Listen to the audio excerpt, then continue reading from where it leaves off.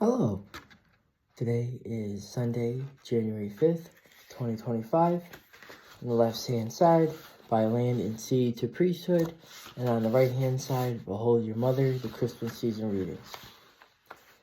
St. John Neumann was so determined to become a priest that he walked nearly 600 miles from his native Bohemia to France, and then sailed thousands of miles to New York. He had entered the seminary after college, but the bishop who was to ordain him got sick, and then the ordination was never rescheduled because Bohemia had enough priests. Undeterred, John, who had read about missionary activities in the United States, decided to sail for New York. After arriving, Bishop John Du Bois welcomed him. The bishop only had a handful of priests to minister to 200,000 Catholics in New York and New Jersey. John was ordained in 1836 and sent to Buffalo. Father John eventually joined the Redemptorists, a congregation mostly made up of priests living in community and dedicated to preaching the gospel to those on the margins of the church and society. Father John became the first to profess vows as a Redemptorist in the United States and performed missionary work in Maryland, Ohio, and Virginia. By the age of 41, he was named Bishop of Philadelphia in 1852. In that position, he had a hand in building 50 churches and began construction of a cathedral. Bishop Neumann opened nearly 100 schools, increasing the number of parochial students from 500 to 9,000.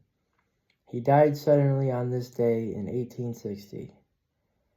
Pope Paul VI canonized him on June 19, 1977. The first American bishop to be canonized, St. John Neumann is buried in St. Peter the Apostle Church in Philadelphia.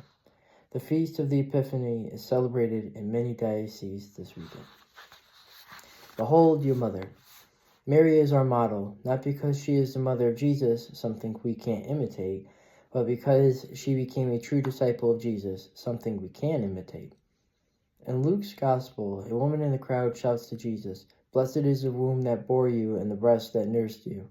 Jesus responds, "Blessed rather are those who hear the word of God and observe it." Family ties are not his priority. Discipleship is. Jesus repeatedly says that a true disciple is one who hears the word of God and lives it. At the Annunciation, Mary is the first to do this. She hears the word of God and responds, "May it be done to me according to your word." John's Gospel, in the scene when Mary and the beloved disciple are at the foot of the cross, underscores Mary's role as a disciple. The dying Jesus associates her with the beloved principle when he says to her, "Woman, behold, your son." Then he says to the beloved disciple, "Behold, your mother." Her family ties to Jesus aren't the key. Discipleship is. Mary and the beloved disciple stand at the cross, representing all true disciples. St. Pope Paul VI, in a lengthy document on Mary, cites Mary's discipleship as the reason why she is a model for us. She is held up as an example to the faithful for the way in which, in her own particular life, she fully and responsibly accepted the will of God because she heard the word of God and acted on it. She is worthy of imitation because she was the first and the most perfect of Christ's disciples.